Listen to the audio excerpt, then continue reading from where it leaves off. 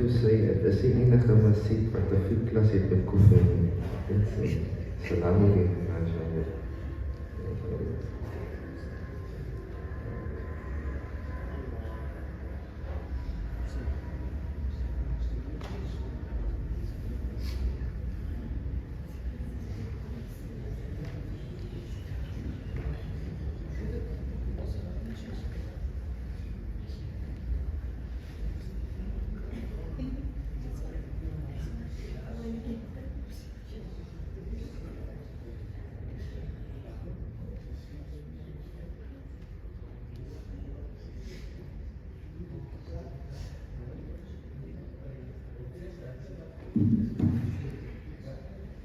MashaAllah. Inshallah, we'll start and we'll commence while Habibi, it's 10 rand kan die masjid maak hier geld. Joking, inshallah. We can move forward, inshallah. We can move forward to the brothers that are sitting there. We can move forward. It's a bit cold, better. We can move forward. Bismillah. أعوذ بالله من الشيطان الرجيم بسم الله الرحمن الرحيم. If anybody wants, just call out to the youngsters here from SMY. Hulle week op Tuesday. Donderdag aan. No, Dinsdag aan. Shukran. If anybody wants, just point out to them inshallah for convenience sake. But in the meantime, we'll keep going and we'll commence with our class inshallah. أعوذ بالله من الشيطان الرجيم بسم الله الرحمن الرحيم الحمد لله والصلاة والسلام على رسول الله وعلى آله وصحبه وبارك وسلم سبحانك لا علم لنا إلا ما علمتنا إنك أنت العليم الحكيم اللهم لا سهل إلا ما جعلته سهلا وأنت تجعل صعب سهلا إذا شئت يا أرحم الراحمين رب اشرح لي صدري ويسر لي أمري واحلل عقدة من لسانه يفقهوا قولي أما بعد. السلام عليكم ورحمة الله تعالى وبركاته. ما شاء الله. I told my chairman earlier, even though it's raining, we're not going to cancel class. Inshallah, for those who aren't able to be here, I believe we're going to ask to make dua for your birthday as well, but towards the end. But to those that are unable to, at least they can watch live, inshallah, but we want the classes to continue, inshallah. Right? We ask Allah subhanahu wa ta'ala to accept Ameen. Jamaatul Muslimin, this evening, inshallah, we're going to get indirectly. I have received some questions this morning, 6 o'clock, mashallah. I'm not sure if, I don't know the faces of the females, but from the female side, there's I think 5 questions from one person. But we'll deal with it towards the end of the class, inshallah. This evening, our focus is we want to commence and finish off with the fara'id of the wudu as we've spoken about last week.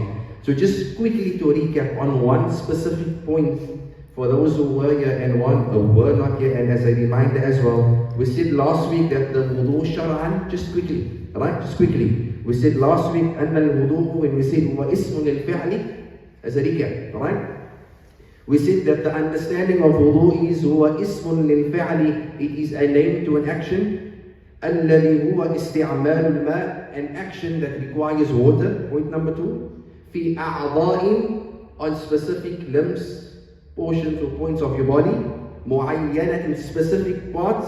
مع النية. Right? And we said all these gets done with the intention of it. And obviously we went through what the niyyah is. Moving forward, we said that the fara'id of the wudu is 6 points.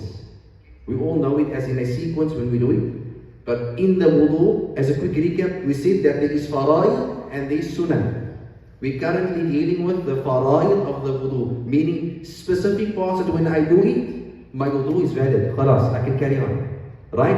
And then there is sunnah acts that we've said, or actions that we can do within the wudu, that basically one gets more reward. So I hope that at least puts us back into my achievement is open, mashallah. Send the link in the WhatsApp group, mashallah. For the link, I'm joking. Bismillah ar-Rahman ar-Rahim. This evening, we remind ourselves firstly, we said that from the 6 points of wudu, the fara'id is, anyone?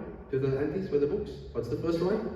An-Niyyah. Right? We said that number 1 of the fara'id of the wudu is the intention. We said last week, Sheikh, where is my intention? How is it based on? We said mahalluha Al-qalb, mashallah, right? The space and the place where the niyyah is very and where it stems from is from the heart. Then we said number 2 is to wash the face, ghusl al-wajh, and then we explained as well the hudud, the had, right from the top, the starting hairline until, mashallah, and I took note last week, mashallah. You see, I thought you got coffee tonight, right? Take tonight, and next week we get vida.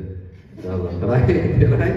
And then we said from one earlobe to the next, just quickly, as Allah subhanahu wa ta'ala states to us in the Quran as well. The third point which we stopped on last week was, and this is officially entering in tonight's class.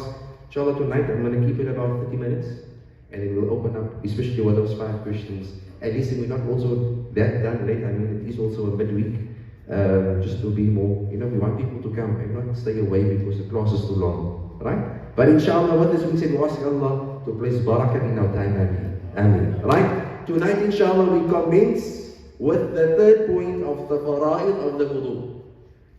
Point number 3 is ghusl al-yadayn ma'a al-mirfaqayn.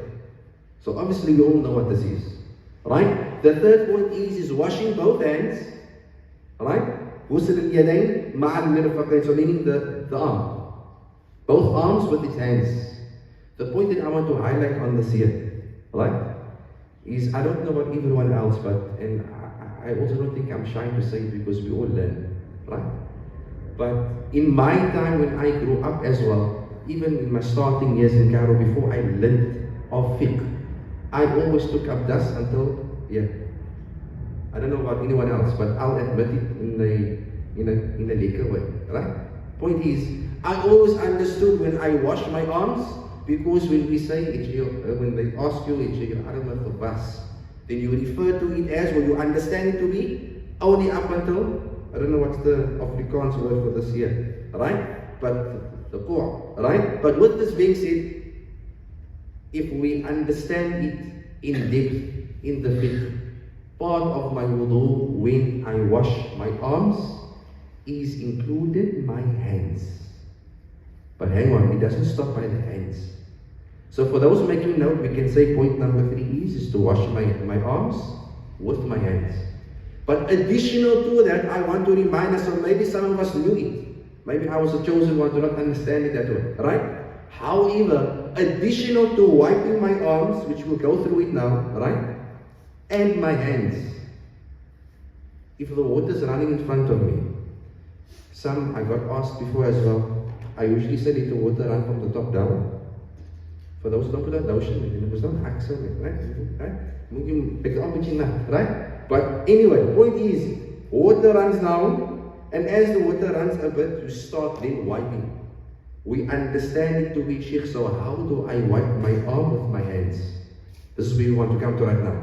When I wipe my arms with the hands, my elbow and above. Yes, it stopped, but Sheikh, it begint dan hier.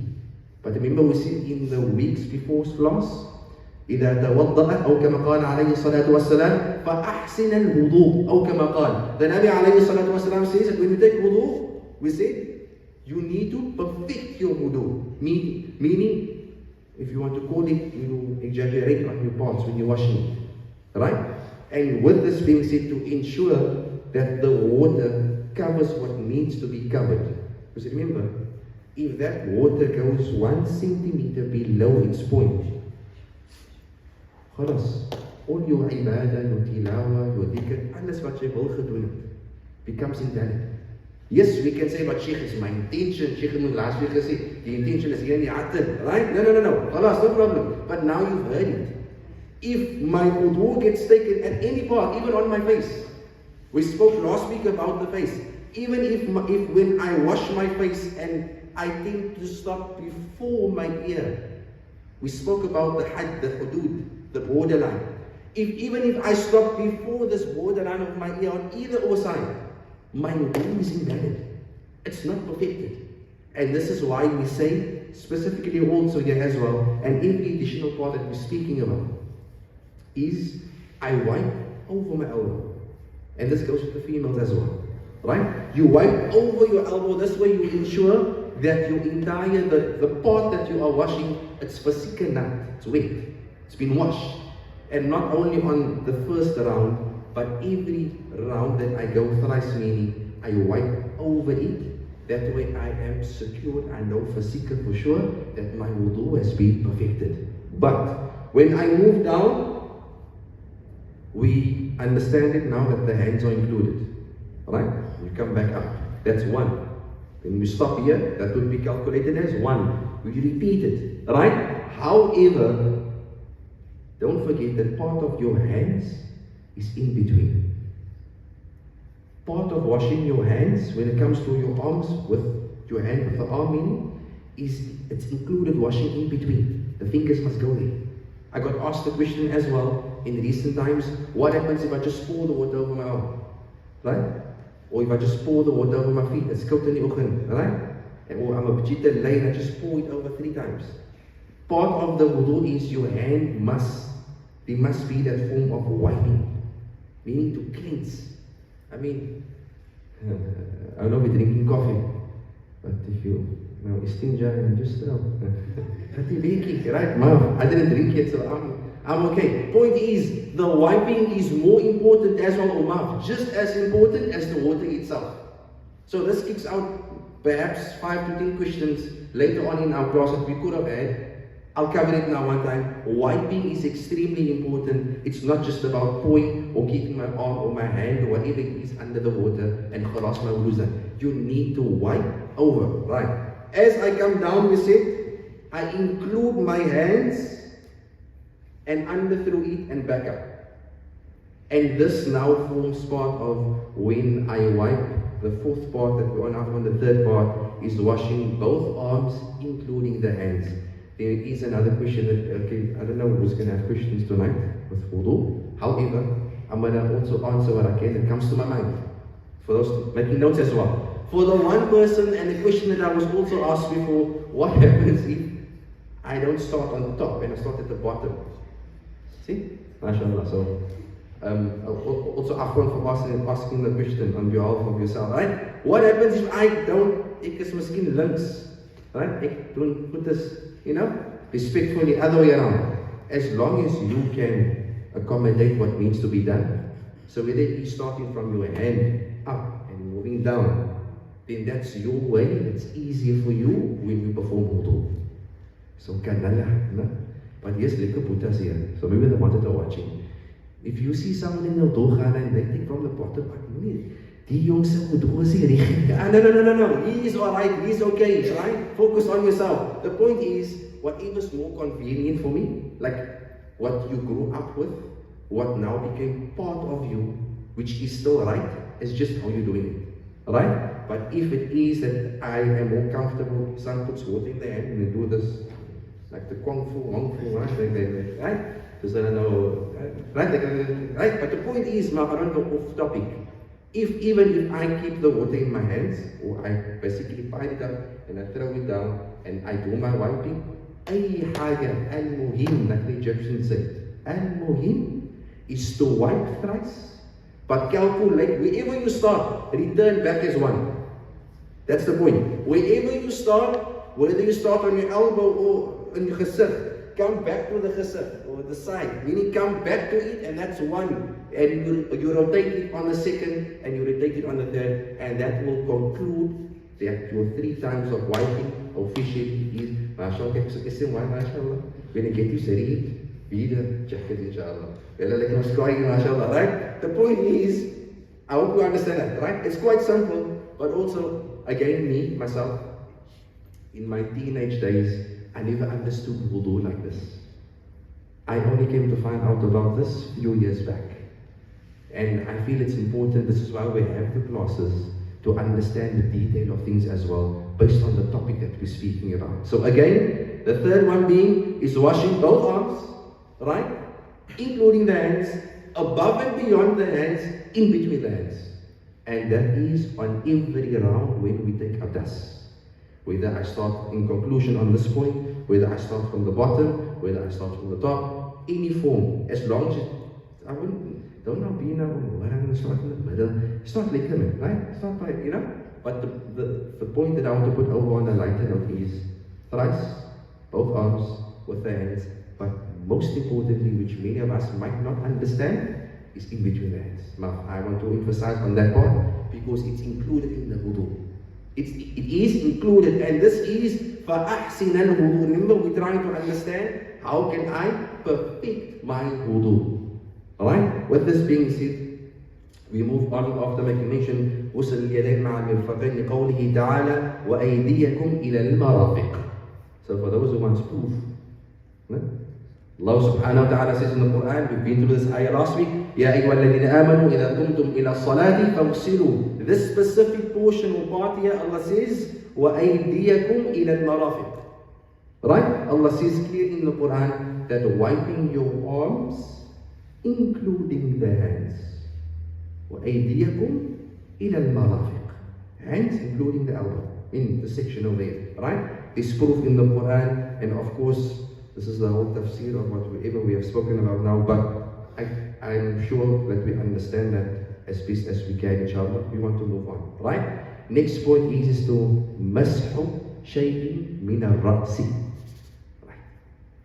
So the fourth one is from the fara'id of the wudu is to wipe my forehead.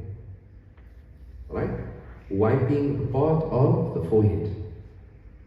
With this being said, we're not going to go into detail, but when Allah subhanahu wa ta'ala makes mention in the Quran, وَامْسَحُوا بِرُؤُوسِكُمْ. Here we go. Right? وَلَوْ شَعَرَةٌ مَا دَامَتْ فِي حُدُودِ الرَّأْسِ لِقَوْلِهِ تَعَالَى وَامْسَحُوا بِرُؤُوسِكُمْ. So, Imam Shafi'i makes mention, مَسْحُ شَيْءٍ مِنَ الرَّأْسِ. Imam Shafi'i rahimahullah says that wiping, even if it is وَلَوْ شَعَرَةٍ, it's a mufrad. It's not the Arabic class, it's the child class.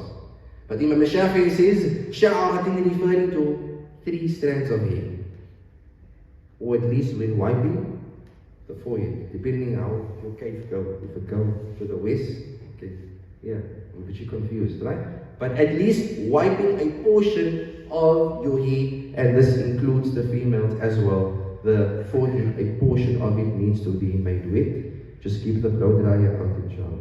It's not that doesn't work. It's so true, how could spring no, it's not right. But the point is, Imam Shafi'i, last week we touched on it. When Allah subhanahu wa ta'ala speaks about in the Quran, وَامْسَحُوا بِرُؤُوسِكُمْ, just to, perhaps, again, this is for the wudu khana, right? So now we attacking questions, Q&As in the bathroom, wudu khana, right? If I see someone that wipes a quarter of the forehead, or I see someone that is so extra, they take their whole hand and they wipe over their whole head. Right? It's licking some of them. It's very nice in some, it's refreshing in some. Right? Or I see someone that, just so, right? It's a, right? Right? 1, 2, and 3, what happens? Right? So I'm the person that's standing in the wudu khana, by imagine, he is, mashallah, ons het wel aan achievement sê, ons mense is geleerd met die area, right? Point is, if I see someone taking wudu and they wipe their forehead, firstly, don't judge, right? Let's just get it out of the way. But number 2, if you want to, then just judge later, right? What do I mean by this? We get the Malikis, which we're not going to go into, but I just want to say for the barakah, right? It's an interesting point as well. The Malikis make mention when they look at the ba, biru'usikum. So this is just additional knowledge to wiping of the forehead, right? The Maliki madhab makes mention and says, and they look at the ayah, the ba over there, which refers to with or wiping, and the ru'us means heads, or your head, ru'us, ras, right? And Malik says that because your head is something, or a head forms part of something that's complete. If I say, die jongse kop is recht aangeskroef, ja, mashallah, Allahu Akbar, right? Meaning that his entire existence is full. Meaning the head refers to the entire body. So Imam Malik takes this example, not literal, as in how we say it, but he uses this term for understanding that the head is something that completes the body. And hence the reason when Allah subhanahu wa ta'ala says, biru'usikum, Allah doesn't mean it just by a portion of it, but Allah is actually meaning your entire head. And then you get like the Hanabila and the Hanafis, the Ahnaf, that mentioned in the site, which we talking about and discussing Shafi'i, right? But just we're going to dive out and we're coming back in. And then we get something, or some, as from the Ahnaf, they make mention when they look at the same verse, and they say, no, Allah has made al-bab tufidu lil-ba'd. Afwan, yes, right? The Ahnaf says that you need to wipe a portion. This is what the Hanafi said, the Hanabila. And then you come by Imam Shafi'i rahimahullah. Imam Shafi'i says that what Allah subhanahu, his tafsir, right? His tafsir on this verse, in this portion, he says that what Allah subhanahu wa ta'ala has meant by this ba over here is, B means yani ba'd, like just like a slight portion of it. So now, this is what we follow. According to the Shafi'i madhab, وَلَوْ بِشَعَرَةٍ. Okay? Even if it is just but 3 strands of hair that gets wet. But the point is, when we look at this, right? And the interesting part is, wow, this is off topic. But now look how lekker, the former dhahib, look how they could defend their time. Look how they could take the same ayah, same stance or same understanding, same verse, same translation, and they have differed with one another, but yet they turned around respecting one another more. Just quickly, just that quickly out, you come back in, right? Where we today, even if I were to, and if I can cover another question, if I go, and I don't know if I said it in this class before, Allah A'lam, right? But if I switch over to a different country that follows a different madhab, where the majority maybe is Ahnaf, like when you go to Joburg, there's another country, but what you call it? Another city, province, okay, another province, right? Joking. But like when you go to Joburg, and when you stand in the salah, غَيْرِ الْمَغْضُوبِ عَلَيْهِمْ وَلَا الضَّالِّينَ. Jay, that's the enigste of Ameen, right? Why? Because there is different of opinions when it comes to Ameen, which we'll deal with in Salah, right? But then you feel embarrassed because your time I sit there as top class 5-star. Hulle serve my breakfast and lunch terwyl jy Salah maak, right? That's them, right? The point is, but then because you're in that space, you switch over for that moment. Similarly to when they come to Cape Town, hulle moet net invul. Say Ameen, kom, maar gaan dat saam, right? Depending where you are allowed for that period, here's the point, to switch. When it comes to the actual ibadah, if that makes sense. But when I leave that space, I now carry and I continue back to who I stick with on a daily basis, and that is Shafi'i. When you go to Makkah, this question we get a lot in the Umrah classes, which we're going to start that soon, inshallah, but one thing at a time, right? There's a baie lang class. There's more laughing in than anything else, but inshallah, right? But even like on Umrah, when you go and you that side and come back to the wudu part now, even when you have wudu and you're making the tawaf, it's impossible, especially by the muntazam part, that you are not going to touch or rub against the opposite person. However, because of the country or the city and the madhab that they follow, and the majority being Ahnaf and Maliki, you then can go with that ruling, because even though Shafi'i says that it's a whole wrong thing, that there must be shahwa, this and that, blah blah blah blah, but then you can switch because you're in that zone. When you leave from the haram, I know this is completely, but we can take a lesson from this. Don't, youngsters, don't use this now. Let's go to the aunties' houses. And the aunties keep using it. Laat my klomp van, ya Allah, right? No, go take up that again, right? But the point is, again, when you find yourself in, you can switch if the majority rules.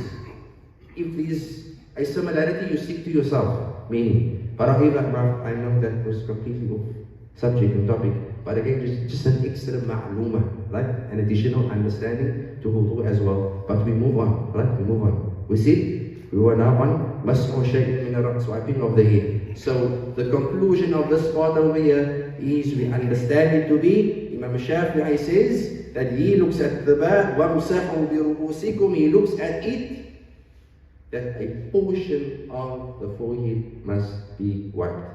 However, similarly to when you do anything of goodness, if you do something that Allah subhanahu wa ta'ala has not made compulsory on you, like sadaqah, if you give one, this reward. If you give two, this reward. بس كل ما زاد الخير زاد الأجر. Right? Listen. كل ما زاد الخير, the more good that you do, كل ما زاد الأجر, the more the reward you'll get for what you are doing. So my point is, this is why I'm going to emphasize as well on the arms earlier a few moments ago, that even when I'm wiping any portion of my wudu, the more further I wipe, the more, to the extent I go of wanting to do more when wiping, the more reward I'll get when taking my ablution or my wudu or my abdas. Right? So with the forehead, if you can and you have gel on your head, just buy more gel. It's alright. You put more on just on the 3 strands afterwards and just make it the same again. Right? And it's alright. But we move on inshallah, and this brings us to the 5th point. وَغُسْلَ الرِّجْلَيْنِ مَعَ الْكَعْبَيْنِ. The 5th one being, which is technically the last one, but not the last one. It's technically the last action, but not also the last one. You will understand it now. The 5th one being is to wash the feet. For those taking notes, afwan, to wash the feet, including the ankles. Everyone watching me. Bismillah. This mic is sensitive, mashallah. Right? The 5th one being, I think we are done with that, wiping the feet with my ankles. Right? Ahbab. And I think I'll point this one more out to the men. Right? When I take wudu, okay, this might be me admitting at times when I look around in salah, right? But I'm sure in the past we had that moment where you're standing in salah, but you're standing at the back, and then your eyes fall on the person in front. We're all human, right? We're all human, and we need to. That's why there is something like istighfar, tawbah, right? But then when you look at that putra or that boy, is terug, right? Vaseline. There was the other one that they used for Makkah, the Roy Pochi. Even I had help me, right? The point is, when I take wudu and it comes to my feet, and this one is specifically for the men, my ankles are included. I know that. But don't forget, and I don't want to lift my foot up here now, but, okay. Let's say this is my ankle here, right? Yeah. Beneath my ankle, right? Take your fingers and wipe under. And wipe abu also, like una and abu, like both, and it makes a whole kullu wahid, right? Why? This is part of my wudu, whether we in a hurry. But make sure that when I wipe, that your hand goes under your ankle. And if you need, pray for the bitchy, right? This for security reasons, right? In salah, right? Point is, my beloveds, part of my wudu, fara'id, is to wipe my feet. Part of wiping my feet is my ankles. Part of wiping my ankles is under, on top, front, side, backwards, right around. And with this being said, right? If we spoke about the arms and the hands earlier, what do we now think of when washing and wiping the feet? Do we just wipe our feet? MashaAllah. Mu'alimasna, MashaAllah. Next week, Sheikh Afat. No, not inshallah. We have in class next week, Shukran. When it comes to wiping my feet, right? غسل الرجلين مع الكعبين, I wipe my feet with my ankle, and I'm saying this is jokes aside, but also not aside. It's also something that not a lot of us understands. And we can only really laugh about it respectfully, right? It's because it happens, and at times it even can happen to us personally, whether you know how to take wudu. Because maybe at the time when you're busy wiping your feet, Dan dink jy van jou man of van jou vrou wat vir jou so gesê het, yes, weet jy net, die vrou nou. And then you end up wiping off, or at least you thought or you think you wiped in full, بس في الآخر أنت وضعت يعني في النص, right? But the point is, including, I want to highlight here, on the arms and the hands was in between. Here I want to make a sharp point, and don't worry, Sheikh always leads Salah, so Sheikh had to kick van achter af, but we'll check on YouTube, it's crystal, right? But when we take our wudu, just let us try to now understand our wudu and our feet washing as I must ensure that around my ankles are completely wet, on every wipe, above my ankle. So again, if this is my ankles over here, I go above it and down, right? And obviously between each and every toe, I need to make sure that it gets wiped and the water gets put in between and second round, third round, and obviously that concludes your wudu. The sixth part, inshallah, then we're going to open up for questions. MashaAllah ta'ala, right? The sixth one and the last one of the faraid of the wudu, it's not an action, but it's regarding the actions. وَهُوَ التَّرْتِيبُ. Do we know what tartib means? MashaAllah, MashaAllah, right? Part of the faraid of the wudu is, MashaAllah, what sequence. I would have said the tartib is the lane that you must find. The sequence, MashaAllah, right? The sequence is part of the fard parts of wudu. The sequence is part of the fard parts of my wudu. What do I mean? Or what does Imam Shafi'i mean? Right? We said, so if we can recap. If we can recap quickly, we said number one is, and this is also us going through it again, right? The faraid of the wudu is how much?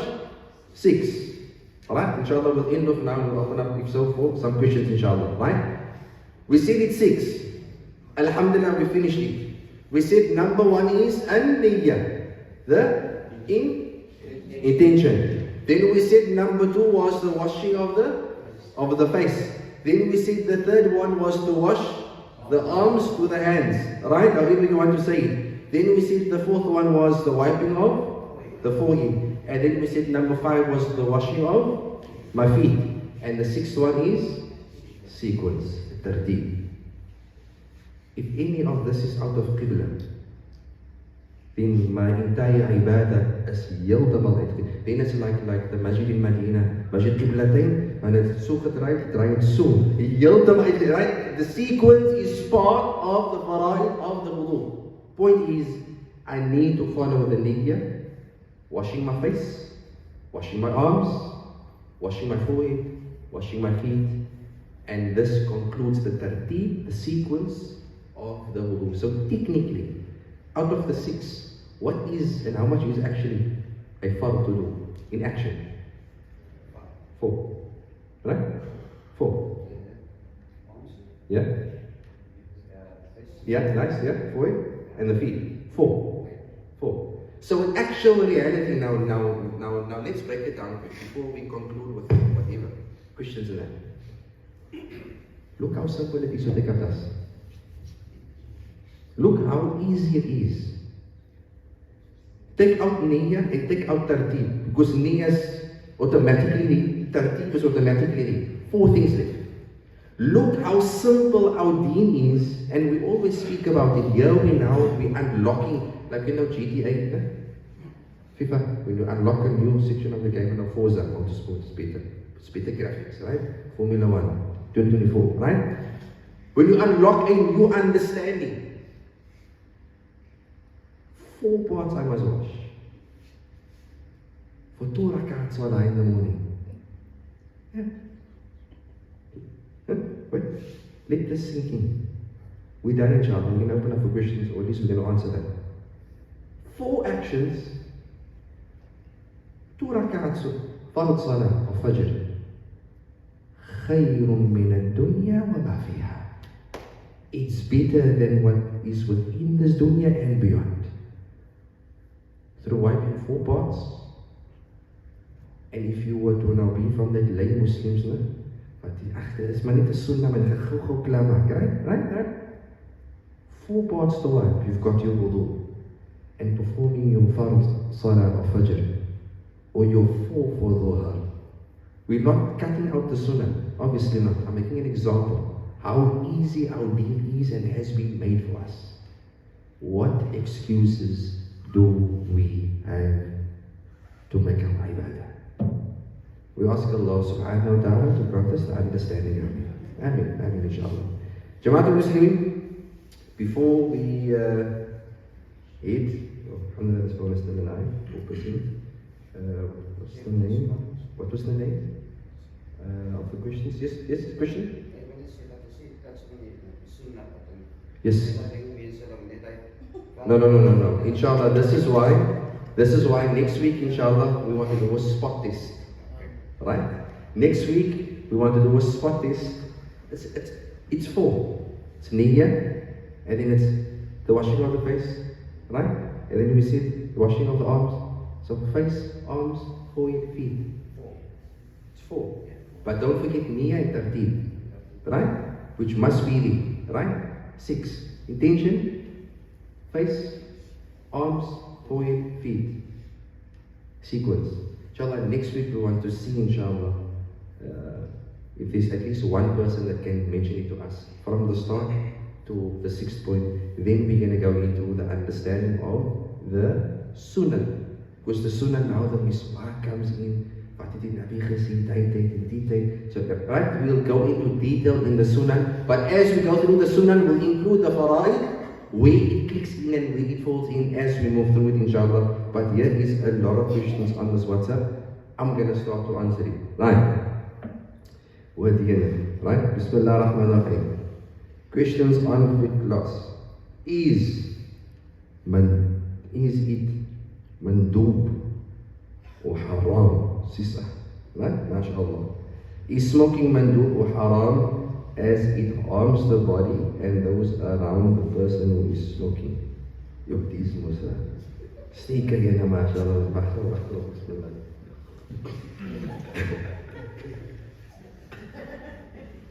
So just responded to this privately. Who come with, and it's also on YouTube. Yeah, Allah. You know, sometimes you clock. I think Afrikaans would say, eat the lunch for yourself, the slut. No. Right? But something of that sort, like the work you eat for yourself. My dear sister, whoever's interested in this answer, inshallah, we will answer it. Right? Can I sit? I'm not going to up the others, right? Can I sit in salah if my back is sore? Alright? So with this being said, I'm not going to go into too much detail on the first question. But the Nabi alayhi salatu wasalam did and does say, La darara wa la dirar. Don't do harm and don't commit harm unto yourselves and to others. But now this is a very technical question and answer. In what way? Because of certain reasons within our times of today. But as long as, in fact, let me close this question off. How do we do it now like ulama, like mu'allimas and mu'allims, right? Right? Bahasa niyyah, right? Sini'at, right? Ya Allah, ik ga stop. Walk around with the niyyah, mahalluha, we said al-qalb. The intention is in the heart. You want to, you would love to, and you live on it, and you try to stick with that intention. But inshallah, if we can, we should always have that intention to try and stop as best as we can. I heard some people does and then do vaping. And they go back. And then the vaping works and then, yeah. Anyway, right? Let's get on this story about 3 or 4 more here. Can I sit and salah if my back is sore? Depending, as you answer. Right? Right? If there is a desperate need, I'll keep it, of course, plain, just in case there's more questions from the actual class tonight, or at least we can put it over to next week. But if it is that there is a desperate need to be seated on a chair when making salah, you are ma'fu anhu. You are pardoned and you are excluded from the one that needs to stand. Right? الذين يذكرون الله قياما وقعودا, right? We're able to finish the ayah as well. Right? Allah says in the Quran, right? If you're unable to stand and make salah, then sit. If you're unable to sit and make salah, then lay down, afwan, and make salah. If you are unable to, even like in the kutub and the books, it goes into depth by saying whether you cannot even move from your bed and make salah with your eyes and your heart. Again, whether you cannot move from your bed, then make salah, make the niyyah and perform your salah with your eyes and your heart.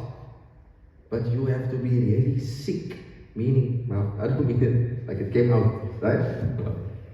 We shouldn't have even said that, just lift the word. But you have to be really ill or unable to. And this we can now, even when we see family, Allah grant them all shifa, those who are sick, Ameen. But if you now see someone that's not too well, you can even now remind them, right? Stay as you are. Bring the spray can or bring the bucket, take wudu in the room, wherever you find yourself, the person meaning, and they can make salah right there where they are. However, if you're now going to sit and battle, ek wil vir my pa nou sê vir my ma, my man sê my regte maar, ek tell you what, no, that's different. Then that now becomes between you and Allah. For Jason, no, and for Allah, but obviously Allah knows our intentions and Allah can see. But again, if you are able to, you need to then stand and make salah. And there is, some might say there's more reward in standing, some might say there's, and the one that's sitting. Ultimately, the reward comes from Allah subhanahu wa ta'ala. And this is why it's important as youngsters and young adults, for while you can put your head on the floor, thank Allah for it. Because it's going to come a time that Allah might just or will be testing you to be seated when making salah, and you will be longing to put your forehead on the floor. So whilst you have this ni'mah from Allah, to put your head on the floor and come all the way back up to i'tidal, standing up straight, thank Allah for it, appreciate it, and make sure that you do your utmost best to keep up with that salah. For that salah is the blessings and wama ila dhalik, inshallah, which we will cover. And then the third question was, is it compulsory to say dua after making the wudu? The dua after the wudu is part of the sunnah that we're going to cover from next week, inshallah. Right? The dua after the wudu is sunnah, which we're going to learn that dua in the class as well. I want us to repeat it, inshallah, or at least when we get there, inshallah, we're going to at least say it out loud and repeat it together. But however, again, I don't know if we might have heard or understand it, but the moment for the person that takes wudu and they perfect their wudu, they have fulfilled all the sunnah parts of the wudu. And this should more be said, but we'll remind ourselves about it. If I do all the sunnah acts of wudu, obviously the faraid as well, with concluding it with the dua, it's an authentic hadith, فُتِّحَتْ لَهُ أَبْوَابُ الْجَنَّةِ. For that individual that takes pride in their wudu, and they perfect it to the best that they can, and they conclude with the dua, with the moment they conclude with that dua, the entire heavens, the sama of Jannah opens up for you. وَيَدْخُلُ مِنْهَا شَاءُ كَمَا قَالَ عَلَيْهِ الصَّلَاةُ وَالسَّلَامُ. And as an individual, any door that you would love to enter into would be for you. This is just wudu. We're going to go into more detail what happens when I take abdas and I follow it up with salah. This is all part of the fawaid, fa'idah, not antifaiza, right? Fawaid, right? Of the wudu, that which the wudu can benefit you when taking, and that will come after the sunnah of the wudu as well. So again, the dua that gets recited after the wudu, it's sunnah. I do not need to recite it, but if I want the complete barakah within it, then I need to make sure that I recite the dua, inshallah, which we will be learning in our upcoming classes, inshallah. Can a single lady, female, travel to another country? Why didn't I read this morning? Alone for work and work there. This question refers to, can a female travel alone for work and work there? So technically, it's a debatable one, but it's also simple at the same time. So point number one, Bismillah ar-Rahman ar-Rahim. When it comes to a female traveling alone, there is a lot of debates around, especially for Hajj and for Umrah. Can a vrouw alleen, can she travel alone? Right? With this being said, if I'm allowed to cover this answer in two ways, that's why I stopped the class a bit earlier as well. If I can cover this answer in two ways, one Islamically and one work related. So on the Islamic side, can a lady travel alone?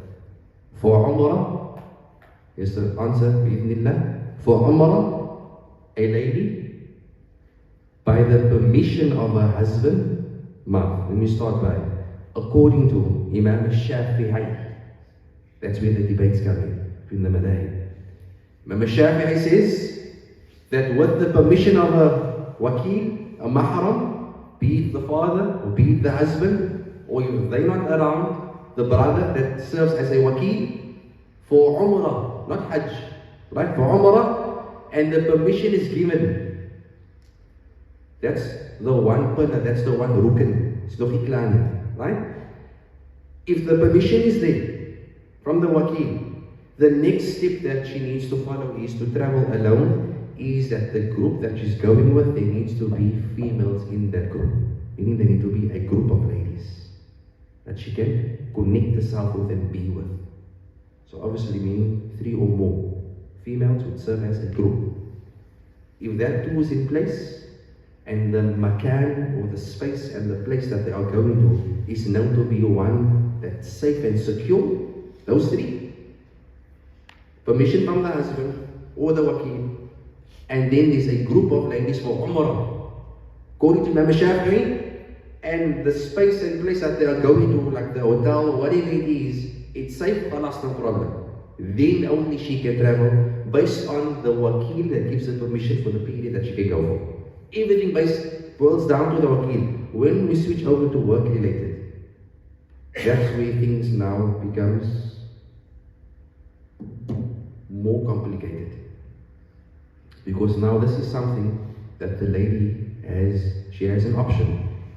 Meaning she has a choice. Do I want to go and work? Do I need to go and work? So this is why I say it's a complicated one. Because when you start by work and traveling, firstly, do you need to work as a woman in Islam? Who looks after you? Who needs to nafaqah you? You yourself? Because if you're there, meaning your father must be there. If you are married, your husband must be there. If your husband's not there and you're not married, your abi is there. If your abi is not there, your brother will be there. If your brother's not there, then the sibling within the family takes care of you. So again, if you go into depth and detail of it, it gets more and more and more complicated, but which brings you to the point that a female, when going for work, technically she cannot be traveling for work and staying away from her family in a different province, city, country, you name it. Why? Because unless it's with the family now, maybe you're also clear the area, unless the family joins with the wakil and the family, meaning the mother and the father, then joins her and goes with. But again, like I said, it's more of a complicated but also a simple question to understand, that as a female, the wakil is responsible for the well-being of the lady. And as we know, according to the teachings of Islam, that the wife, the mother, is in charge of the husband's house, or their house, afwan, and taking care of his wealth, right? Children, and the upbringing. It's the husband's duty to be driving around like petrol is for free, right? So again, boiling down to the last question and conclusion on it, for a female that wants to go and work outside of her comfort zone, if a wakil is with, no problem. She can go and do it. However, if it is that it's more of the parents or the wakil stays behind, then she is unable to, because of the wakil being present and already being able to see to her needs. Therefore, Allah knows best, right? There's many ways to answer this question, and I would say it's debatable, but in short, and just trying to get the glimpse and the bit of it, it would be best that the female does not travel for work outside of a comfort zone unless she has a wakil with her Wallahu a'lam. Is there any questions of wudu that we cover tonight, inshallah? Masjied, yes. There's a big question, Masjied. Hetzelfde is het permissible. Ons kry erbij, waar youngsters, young bodies, hulle voel hulle wil nie bly met die mami nie.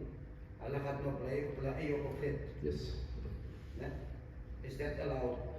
Like something similar to yes, no. It ties in quite well. The question here, boys, I'll take that more as a remark, because it's the truth, right? In our time today, you have, boys are different, obviously, right? But specifically to the young ladies, the females, when they reach 30, 31, and they have good jobs, they now feel like mommy and daddy's too old for me to be around. When my friends comes around, they're killing my buzz. Yeah, right? But jokes aside, but at the same time, this is the truth. It's happening in our time today, and it's not allowed where a female can just move. And sometimes, and it's so dangerous, we do hear that the father gives permission to the daughter to move out. The father will say, no, you go live your life. You do you, right? You work hard, my daughter. Again, it's a sensitive topic or point, but it's a reality one. And in essence, this as well should be cut out within our community. And the only reason why this is around is because of the lack of understanding of our beautiful, simple deen that Allah has blessed us with by saying, La ilaha illallah, but Allah knows best. Allah knows best. Ajit, question? One is the basmala in the wudu. Would that be done under the sunnah or the rukun? Sunnah. So the first, as a glimpse, the first sunnah of wudu is at-ta'awwud. You should say, A'udhu billahi minash shaitanir rajeem, bismillahir rahmanir rahim. Yeah. Secondly, you take a sunnah also. MashaAllah, MashaAllah. Okay. We all big, right? We're all adults. Right. Jazakumullah for the question. The question is, we'll end off inshallah with this. If I take a sunnah ghusl for Jum'ah, Eid, Fitr, Adha, and a janaba one, I see the eyes are moving, right? Yalla. Bismillah ar-Rahman ar-Rahim. When I take wudu, when I need to take a sunnah ghusl for Jum'ah, la budda an yatawadda. I need to take wudu for that sunnah ghusl for Jum'ah. And if I can quickly put in another question, right? Can I take wudu in the shower? Which will come there, right? And we'll end up on that question now, right? Because we're here to learn, right? We're here to stretch the brain, but within what we're speaking about, right? To perfect it. Point number 2 is, so I need to take wudu if I want to take a sunnah ghusl, right? It's part of the teachings of Islam, right? So for the Eids, for Jum'ah or any other sunnah normal ghusl, wudu must be taken before I make that ghusl. When it comes to the one that when the body is not pure, right? Because of one being, and this is where we'll be understanding what can be done with wudu and what cannot be done with wudu. So there's a sequence. So this question we're reading now is more to the end of wudu. We'll cover it now. If I am in an impure state, right? And I need to make ghusl for that specific state to come out of it, I do not need to take wudu. For what reason? Because generally, even though the wudu is to cleanse yourself, but how do you cleanse yourself on the outside and within you are still dirty? Metaphorically speaking. How do you clean on the out? Meaning for those asking, Sheikh, so why don't I need to take wudu for janaba? Right? My body is in an impure. Is there a question? Yes, right? Meaning of the janaba, right? It's a must. Wajib, fard, huwa, same what's good, right? Point is, but for that specific ghusl, I can't take wudu. Khalas, it doesn't make me feel better. But however, where I come to understand the wudu part on this ghusl is my body is in an impure state. The only thing that's going to exit me from it is the ghusl. That specific one with that intention. So if I take wudu before just something ziyadatan, something extra. But the main point and thing that needs to be done is your ghusl. So this boils down to the conclusion of the question, is when it comes to the ghusl, the fard ghusl, if I can put it at least like that, I do not need to take wudu, but I can if I want to, and if I'm by the means to take wudu before performing that. Otherwise, jump in, we can make ourselves clean, perform the fard ghusl, and khalas, it's done.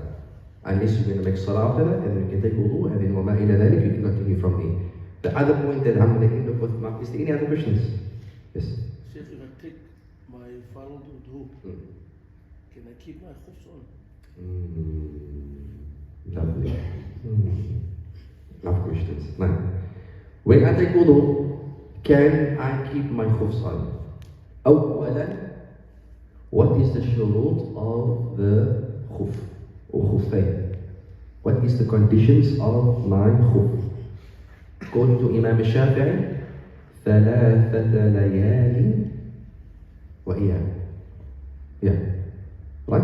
According to Imam Shafi'i, for the muqim, for the one that's stationed, it's very haste, or you are on travel for longer than 3 days, meaning you are comfortable in that city, you are now called a muqim, someone that's stationed. Qama, stand, station, muqim. Right? For the muqim, it's 3 days. Right? With this being said, I need to first perform my complete wudu.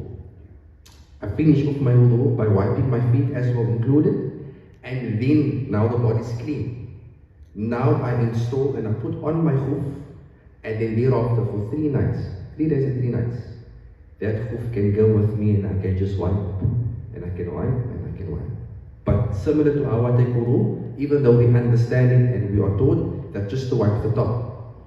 Some scholars say to wipe from the top down to the bottom. Right? But either or doesn't matter, right? But wiping it, I usually prefer, because of perfecting the wudu, is to wipe the top down and at the bottom. Even though there are difference of opinions. However, with this being said, for 3 days and 3 nights, you are allowed, one is allowed to walk with that khuf, and then only after the first wudu that get taken complete, the khuf then takes form and it's hukum thereafter moving forward. By the third, meaning by the 4th morning, you take off the khuf and you repeat the process if need be. Inshallah. I hope that answers the question, inshallah. Jazakumullah. Are we going to end off on that? Bismillah. Afwa. Salaamudien Masjied. It's my committee, mashallah. Isim Y, mashallah. Jamaatul Muslimin, we're going to end off, inshallah. Don't forget, next week, Monday, our Quranic breeze, the females are welcome and the males. And Tuesday evening, inshallah, we're going to try to make it, I think, Sister Nadima, if I have the name correct. I'm not going to say who asked all the questions, but the name I just mentioned, right? We'd like to thank her for the coffee, for Alhamdulillah, and the tea and the sugar. We ask Allah subhanahu wa ta'ala to bless her business and to, what? Yes. 2 days in advance. Sit die groef aan die basket.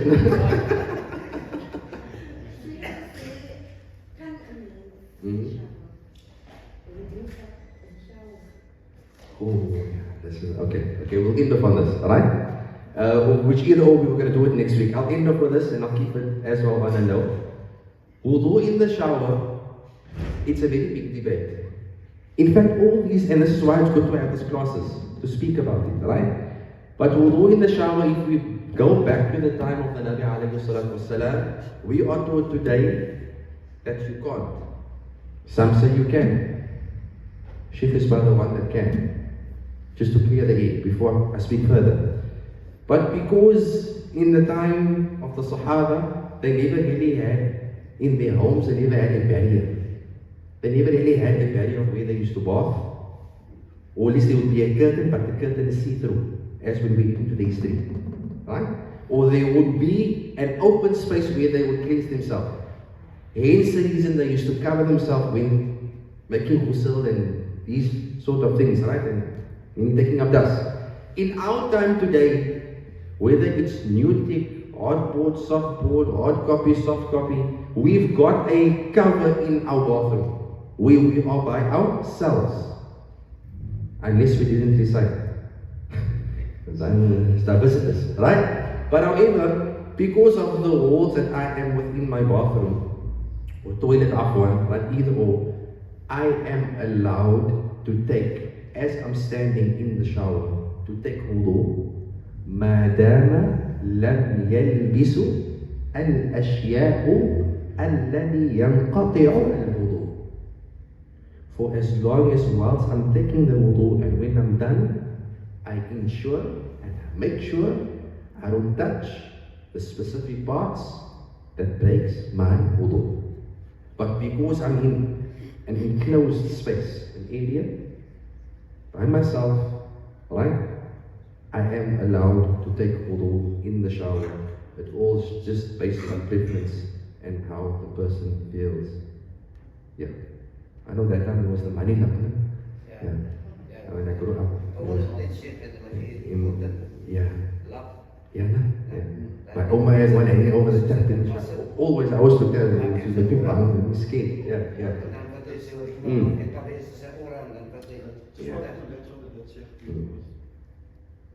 Somewhere on the radio, we've got a lot of schools on the radio. And the guy said, the woman said, the exact words was, you don't need a mihrab to cover it. Is that correct? We don't need a You call it a mihrab. mihrabi, mashallah, that's a new word. Mihrabi, mihrabi.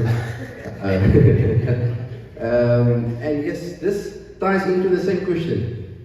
Or into the same answer of one. The mihrabi, the duki, the from highlight, that one, the see-through one, right? I do not need to, because if I want, I can.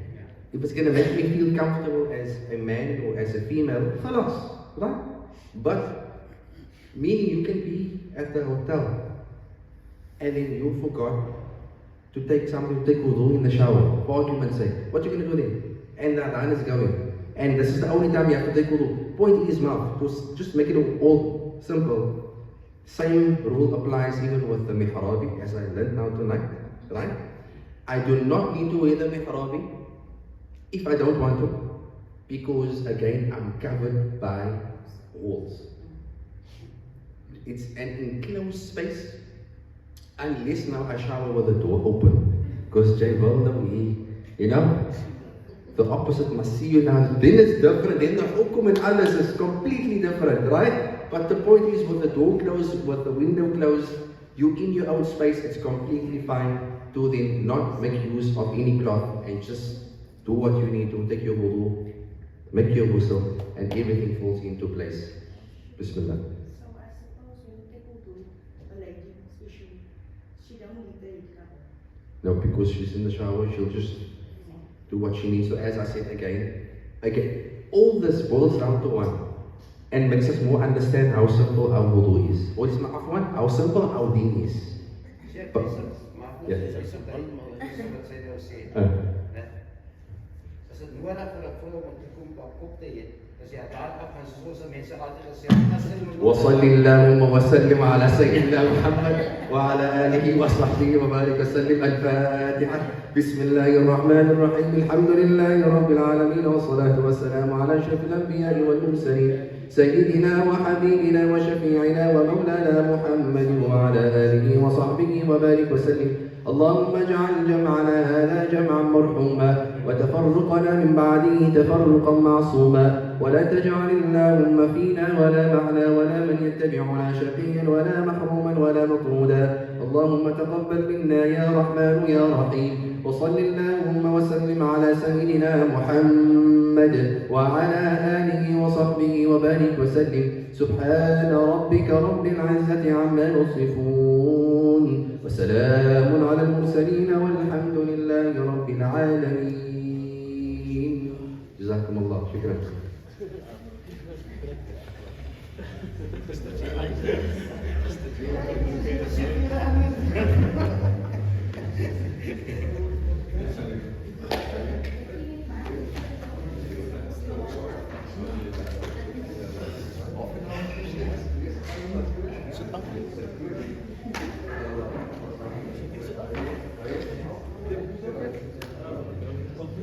So, atas presiden.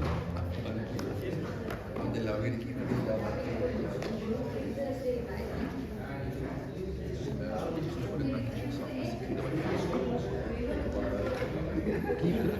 Just take the keep